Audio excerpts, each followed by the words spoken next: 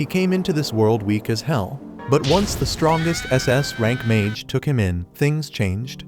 The kid had nothing going for him but pure grit. Went through brutal training day and night. Body pushed to the edge, but willpower never broke. Years went by and the same boy who couldn't even cast a basic spell turned into someone you don't want to mess with. Not even his master knew it. But buried deep inside him was a dark magic strong enough to flip the whole damn world upside down.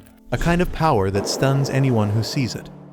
It kicks off in a wrecked city, where this woman spots a boy named Lloyd just standing there, staring at something. We don't know what he's looking at yet, but she sees something in him. She figures if this kid joins her, she might have a shot at taking down the demon lord. Without holding back, she pulls him in for a hug, while he's still standing there spaced out. Not long after that, she takes him back to her place and casually shows him some fire magic flames shooting straight out of her hand. Lloyd's eyes go wide. This is the first time he's seen anything like it. But the woman doesn't wait around for awe. She tells him flat out to do the same, or he's not eating that night. He doesn't have a clue what he's doing, no instructions, no idea how magic even works, but he gives it a shot.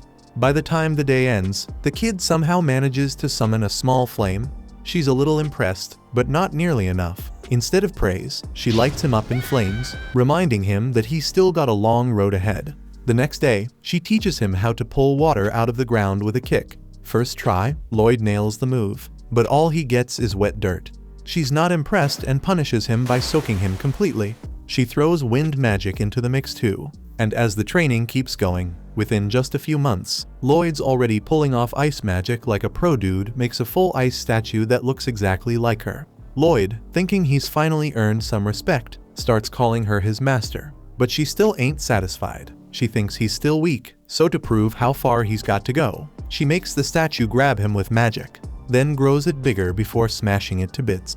Seeing the power difference firsthand, Lloyd decides to push even harder, doubling down on his training without taking breaks. Then one day, she drinks too much and ends up sick as hell.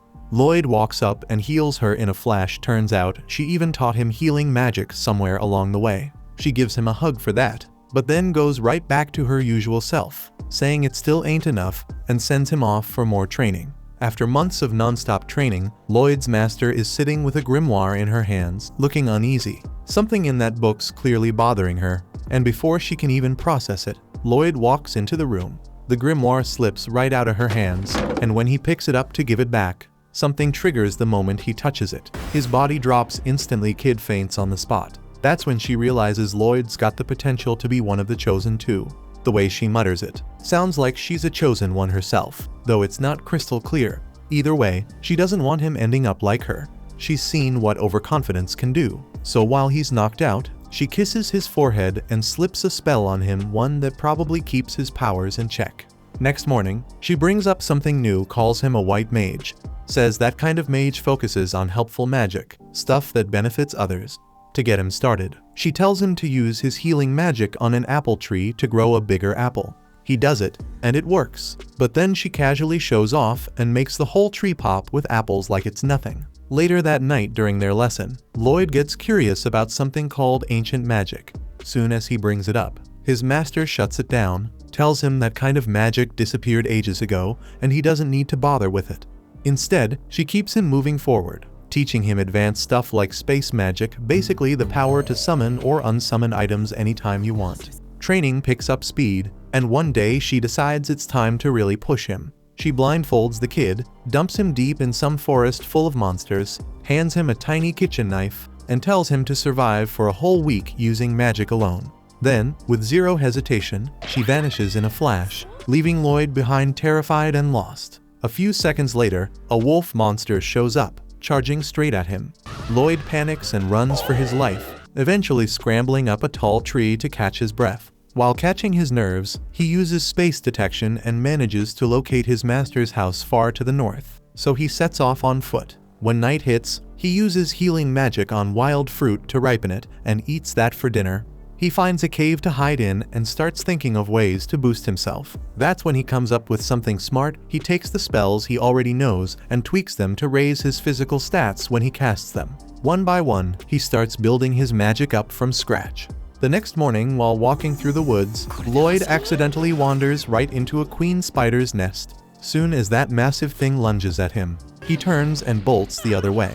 With one of his modified spells, he kicks his speed up like crazy 10 times faster at least. In a single blur of a sprint, he makes it all the way back to his master's doorstep, then drops right there, out cold.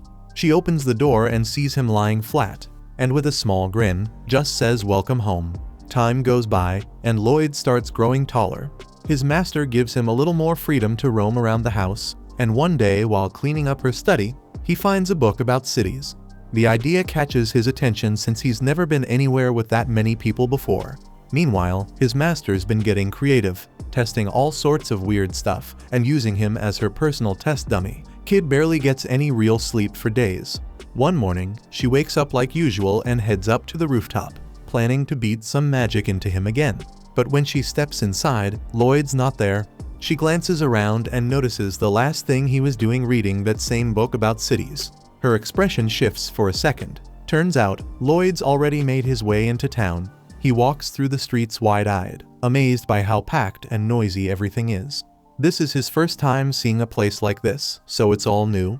He grabs a loaf of bread from a stall, but once he pays, he realizes he's completely broke, not even a single coin left.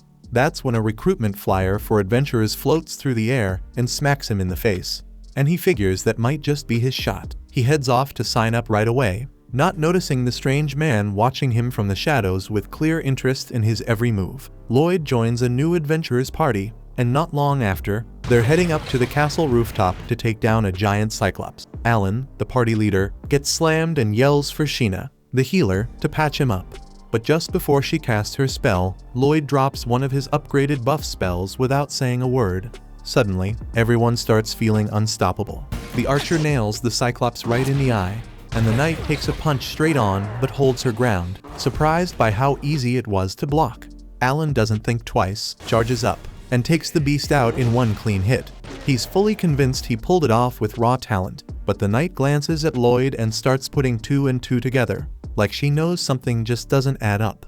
Now that the cyclops is down, the crew rides back into town, and Alan's getting the royal treatment. Folks can't stop cheering his name like he's some kind of legend, all because no one else had been able to take down the cyclops of Abaddon Castle. The reward for the job turns out to be massive, but when it's time to split the cash, Alan tosses Lloyd 5 measly coins, saying that's all he gets since he's just a rookie D-rank adventurer. Lloyd takes the money without saying a word.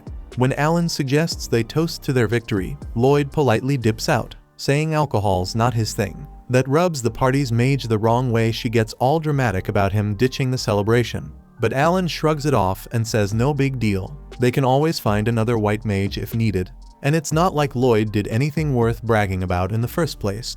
Lloyd hears it all, but doesn't react. He closes the door behind him and walks away, calm as ever. Meanwhile, back at Merlin's house, the same guy who'd been tailing Lloyd earlier shows up. She calls him Willie and asks if there's any news. He tells her Lloyd made it to town and even joined the hero party. Merlin looks relieved, almost proud. She figured it was about time the kid stepped into the world on his own. As long as he doesn't end up cocky like she was back in the day, he'll be alright.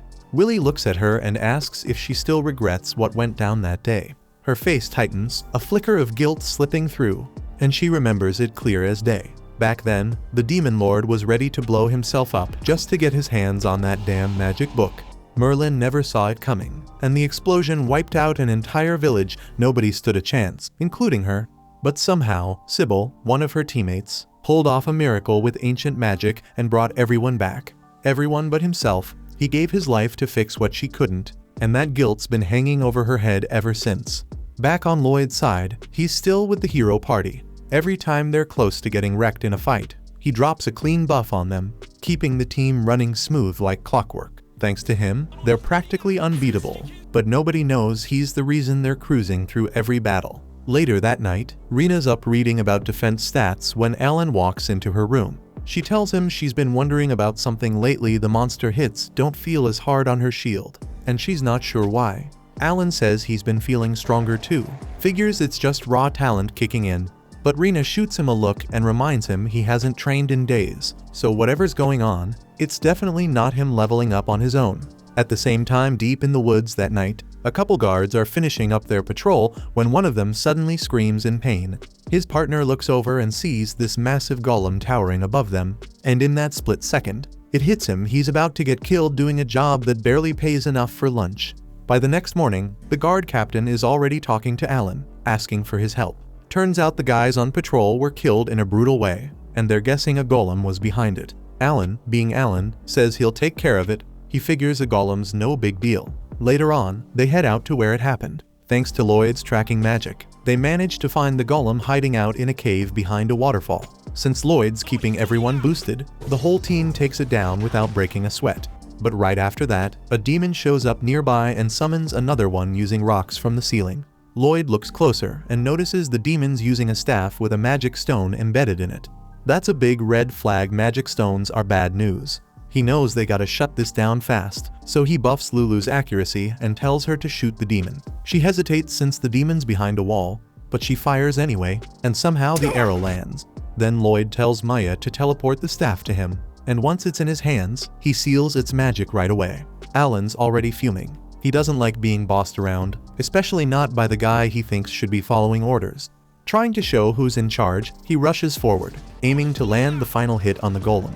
Lloyd sees it coming and knows Alan's about to get his head crushed, so he kicks in a speed spell and dives in, shoving Alan out of harm's way. But instead of a thanks, Alan snaps at him for getting in the way. He finishes off the golem himself, acting like he did it all solo. Back in town, he straight up kicks Lloyd out of the party, saying he's had enough of his attitude and claiming he's been useless the whole time. And after all those years hearing Merlin say he wasn't good enough, Lloyd starts to believe it. He doesn't argue, he just walks away quietly.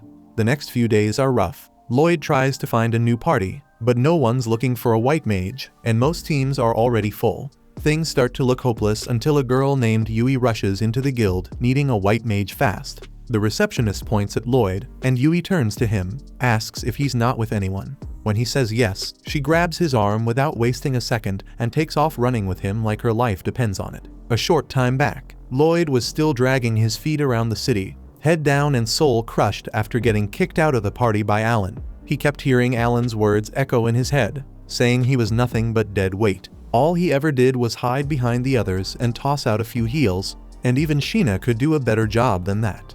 Lloyd had asked if Alan seriously thought he was that useless, but Alan didn't even answer, just told him to believe whatever and get lost. As he walked off, the girls in the group didn't bother hiding how happy they were to see him gone.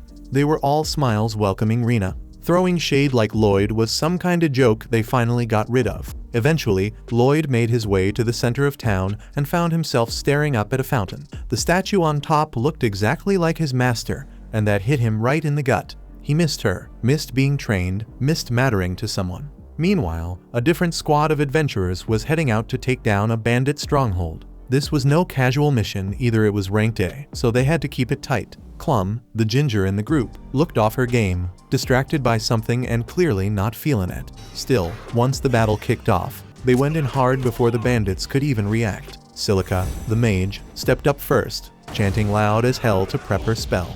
One of the smarter bandits noticed and told his crew to wait it out till she was drained, then rush them. That was the plan, but they didn't count on Cross having her back. From way off, he fired a shot so clean it ran through a bunch of them at once. Their party was no joke.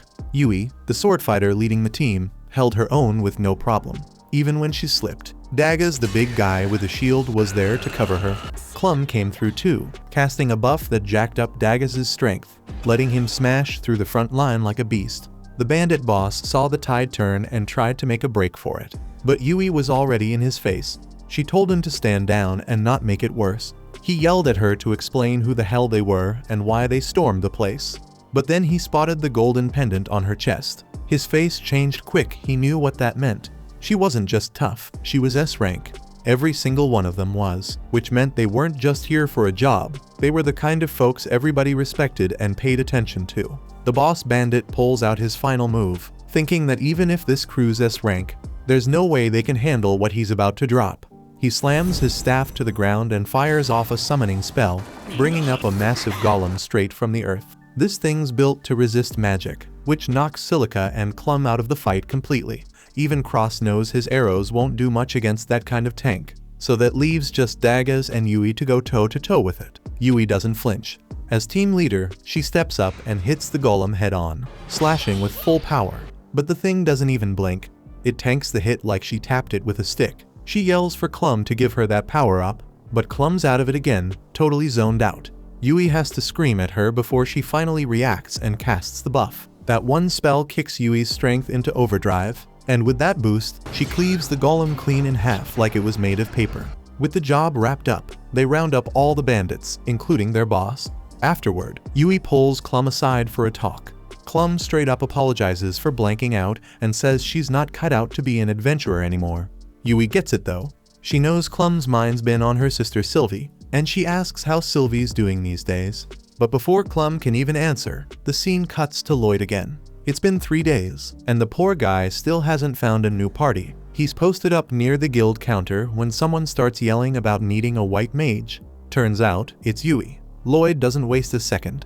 He steps up and tells her he's a white mage, and Yui doesn't even ask for his rank. She grabs his wrist and drags him straight to her crew's base. Once there, she introduces him like he's already part of the team, even though he hasn't said yes. Her squad catches on quick they've seen her do this before. Cross breaks it down for him, saying they've got a high priority mission and no time to replace Clum properly. They need someone fast. Nobody thinks Lloyd's the right pick, and truth be told, neither does Lloyd, especially after realizing this group's full of S-rank adventurers. Even though Lloyd's already given up on himself, Yui hasn't, and she straight up demands he show them what he can do. He's convinced he's gonna disappoint them, but decides to try anyway. First thing he does is pull a staff out using storage magic, and that alone makes everyone raise an eyebrow. Then, without chanting a word, he hits the whole squad with a physical boost. They don't feel much at first, but Yui swings her sword just to test it and slices through a tree like it's made of foam, leaving everybody wide-eyed. Lloyd casually explains that he didn't just cast one buff, he stacked 5 enhancement spells on top of each other, which is why Yui's power skyrocketed. That's enough to shut down any doubts they had. Clum's magic doesn't even come close to that level, but Lloyd still seems clueless about how insane his magic really is. He admits he used that many layers because he figured if he only did one, it wouldn't be enough for a top-tier team like theirs. He thought it'd come off as weak, and he wanted to make a good impression. Judging by their stunned faces, though, he assumes it flopped and what he did was average at best. Getting talked down to for too long can wreck a person, and right now Lloyd's confidence is in the gutter. He figures they weren't impressed and says he doesn't want to slow them down, so he turns around and starts walking off. For a second, nobody says a word, still trying to process what just happened. But Yui snaps out of it and yells his name loud enough to shake the place. He stops and walks back, just to see what she wants. That's when he opens up. He tells them where he came from and how the hero's team kicked him out for being useless. Yui's shocked he was ever part of that crew, but Lloyd downplays it. He says they don't need to be impressed and suggests they stick with their old white mage, instead it'd probably be better for all of them. They start telling him about Clum, how solid she is and how she used to run with them. But her sister Sylvie's been sick. Even while adventuring, Clum still looked after her, but lately she's been drained, and it's messing with her focus. Last time they fought, she zoned out and nearly got them all killed. Nobody blamed her, and they were fine keeping her around, but she got so anxious about being a burden that she walked away. Normally they can handle quests without a white mage, but when it comes to rank jobs, it's a different game. Clum wasn't just useful, she was family. Yui says she's been worried sick, and the rest of the team agrees. Lloyd sees how much they care and starts thinking maybe they saw her more as a sister than just a teammate. When they say yeah, he realizes how lucky she is to have folks like that, especially after what he's been through. He asks what kind of sickness Sylvie has and learns she's turning into a damn magic stone. That hits a nerve. He remembers reading something with his master about magic stones and asking if it was reversible. She said it was. That gives him a little hope, so he asks Yui to take him to Clum's place. They get to her house, she opens the door, and they sit down to talk. He asks her more about Sylvie's condition. Clum explains that both she and her sister used to take missions together, but on one of them, Sylvie got hurt. She wasn't there when it happened, just found her injured. Lloyd asks exactly how it started, and instead of explaining, Clum decides to show him. She takes them to Sylvie's room. As soon as the door opens, Lloyd feels the heavy magic pressure flooding out. Clum walks in and lifts the blanket. Sylvie's legs and hands are already stone. She says it's creeping through her body, little by little. Lloyd quietly tells her he thinks he can heal her. Clum doesn't buy it. She already tried every top-tier mage she could find, and none of them had answers. So she figures some random white mage won't either. But then Lloyd asks if the injury happened inside a cave, and Clum freezes before nodding. He checks the area where the transformation started and confirms what he suspected: the magic that hit her is still active, and it's slowly taking over her body. Clum's still unsure, but Lloyd says his master once told him this method could work. Yui backs him up, asking Clum to trust him, so she gives him the green light.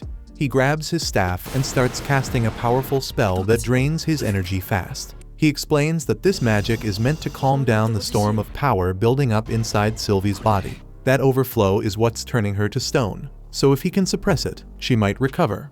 Right after that, he hits her with a healing spell. Clum stares, wide-eyed, telling him this ain't some basic healing magic. He admits it's different, eats up way more mana than usual, but still insists it's just a normal healing spell. Yui turns to Clum and asks what she really thinks, and Clum can't lie, it's nothing close to ordinary.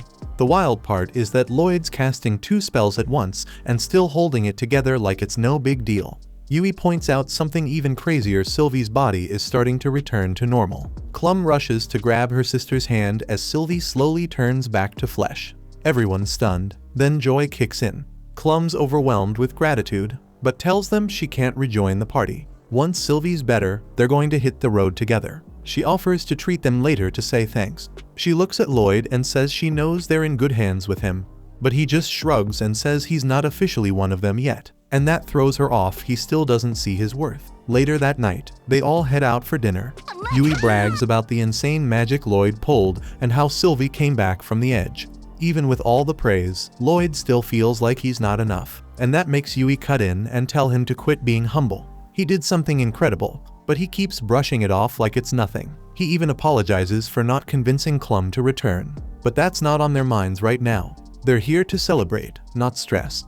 Talk shifts to what the future might look like, and Lloyd starts comparing how he used to feel with the Heroes team to how he feels now. That's when he speaks up and says he wants in. The group freezes for a second, caught off guard since he turned them down earlier, but then they smile.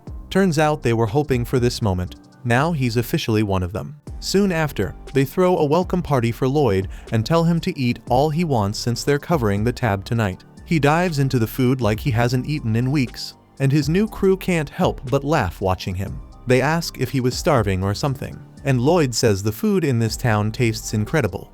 That catches them off guard because the food here is known to be pretty basic, but he explains that compared to what he grew up eating, this stuff's packed with flavor. Yui's now curious about how he grew up, so he says he used to live with his teacher, who'd make whatever she could grow in her garden. Sometimes it was random wild mushrooms, other times she'd just roast up some beast meat with 0 seasoning and hand it to him.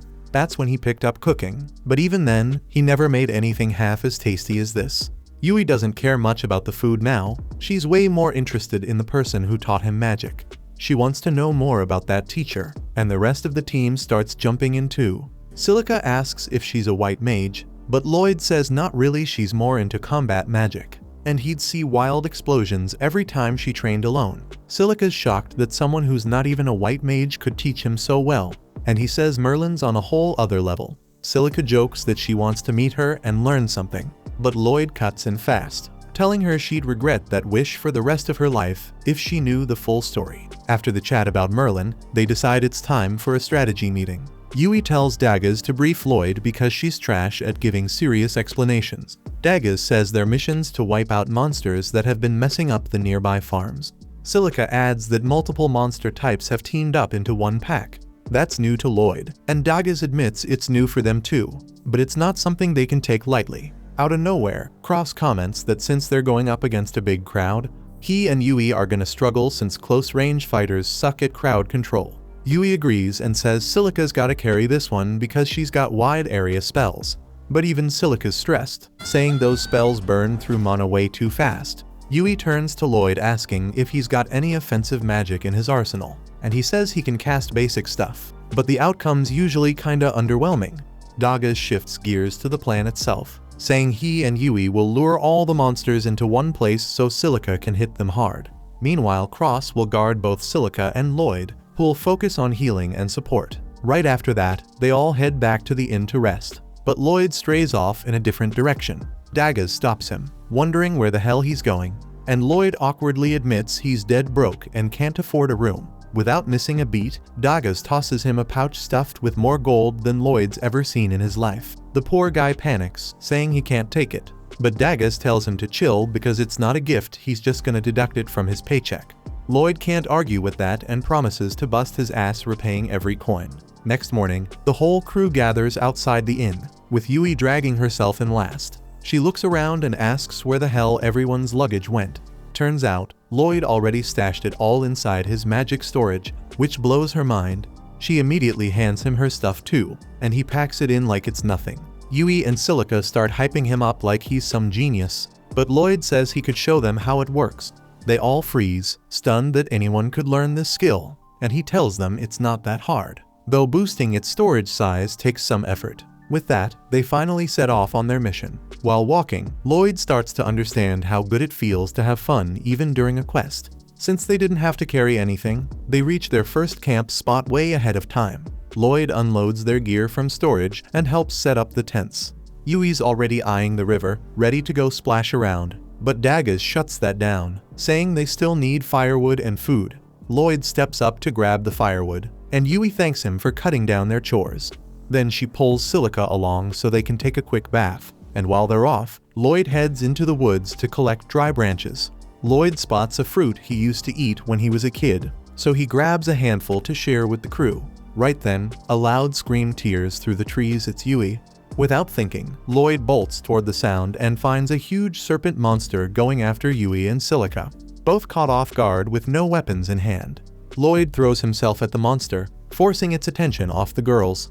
That gives them just enough time to run to the shore, grab some towels to cover up, and toss a couple of weapons their way. Once they're armed, Lloyd hits them both with enchantment spells on the spot. Yui charges in and slices the damn thing clean in half with one strike. But even after that, the monster's head still wriggles, trying to land a hit. Silica yells for cover and blasts it with a fireball, frying it on the spot. She stares at the aftermath in shock, wondering how the hell she pulled that off, not realizing Lloyd was the one who boosted her. Yui turns to thank him for saving their asses and asks if he can put her sword back in storage. But then, her towel slips and Lloyd ends up catching a full view of what she's been hiding. They both panic, she screams, and next thing he knows, she smacks the hell out of him. Once they're back at the campsite, things cool down, and Lloyd decides to teach them how to use storage magic. He explains they need to create a pocket space with their palms, but nobody's getting it. Silica tells them to just give it a shot anyway, and now they all look like idiots trying to crush an invisible balloon. Lloyd starts feeling like he's just a terrible teacher. Then Silica randomly mutters storage, and a magic space opens up in her hand. That's when they finally get it. None of them can use magic without chanting like Lloyd does, but if they use incantations, they might figure it out. After a bit more practice, Silica manages to stash her staff inside the space. The others still can't pull it off, but at least now they've got a clue. Later that night, when everyone's asleep, Lloyd and Yui are stuck on watch duty. She quietly sits next to him and thanks him for being part of the party. He tells her he should be the one grateful since he was totally jobless. Then he brings up how seriously she took this quest, all for the sake of their clients, and asks what's really driving her to go this far. Yui opens up about her past, saying that when she was a kid, her village got wiped out by monsters, and she was the only one who made it out alive. That's why, when she heard about this quest, she couldn't turn it down, didn't want anyone else going through what she did. But before she can say more, Lloyd cuts in, telling her to stay quiet. Something's nearby.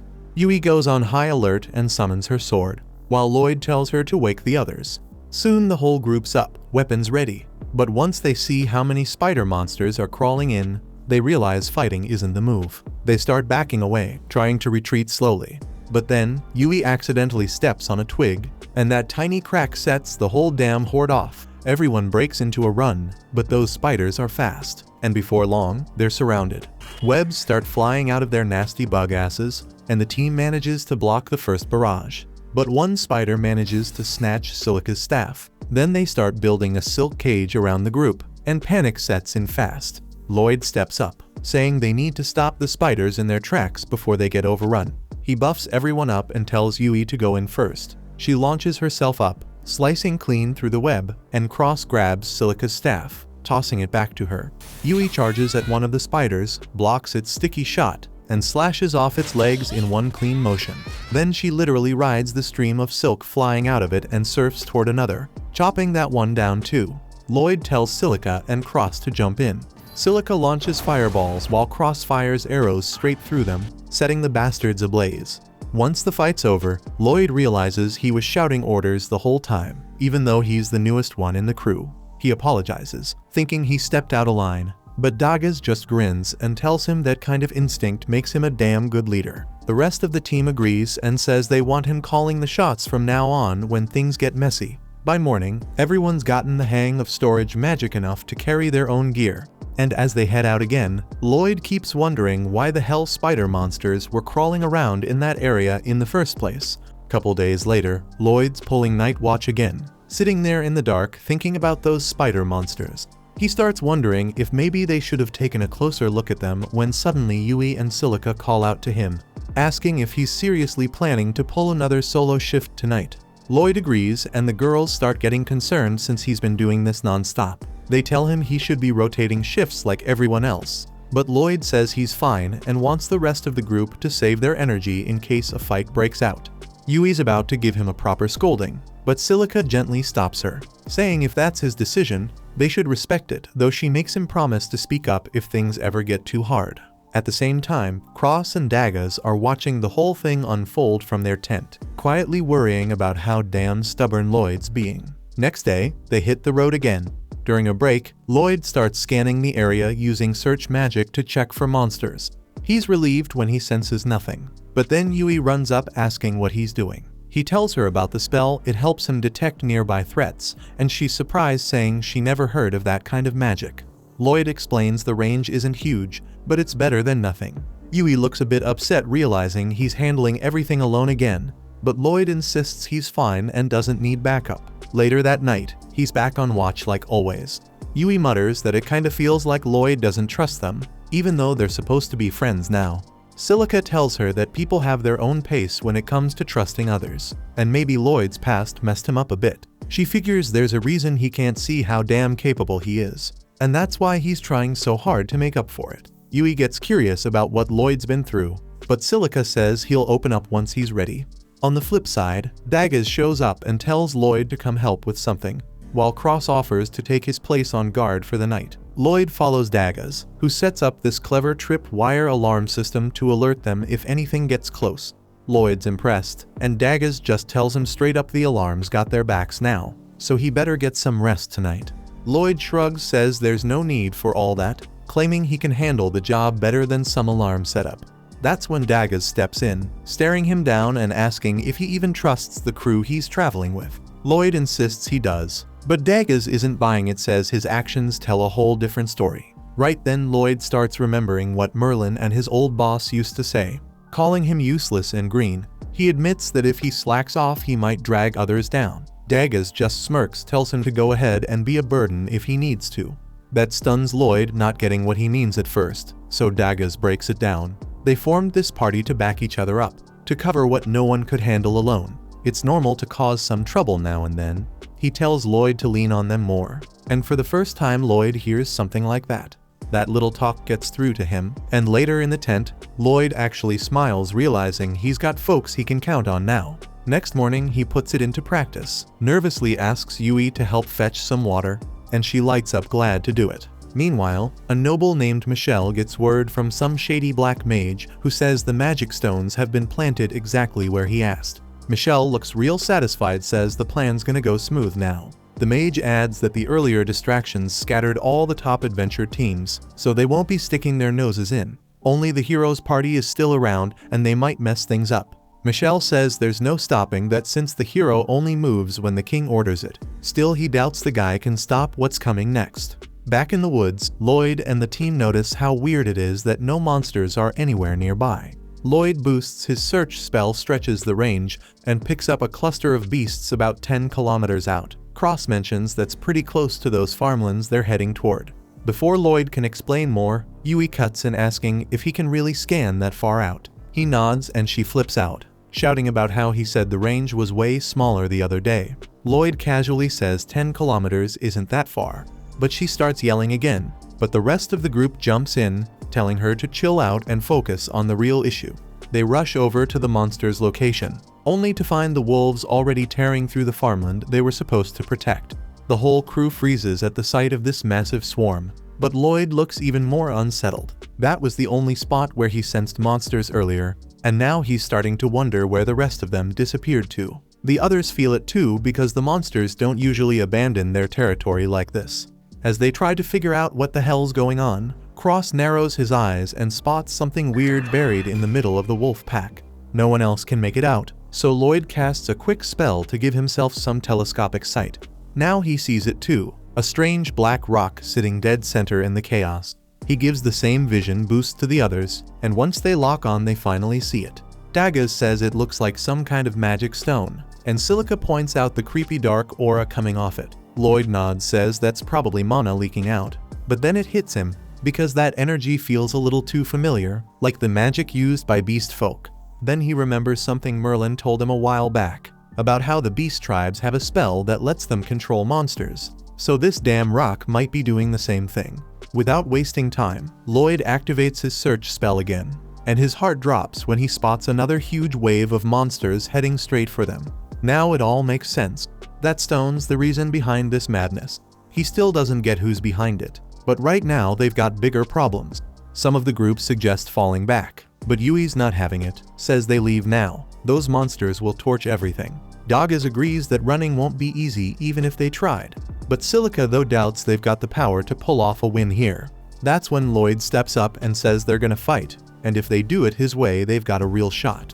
First thing's taking out that stone, so he asks Cross if he can hit it from here. Cross hesitates, says he might not break it from this distance.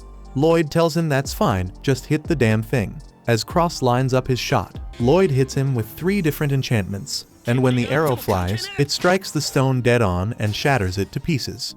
Cross stares in disbelief, asks how the hell that even worked. Lloyd shrugs and says he enchanted him, his bow and the arrow, says it like it's no big deal, just something any white mage would do.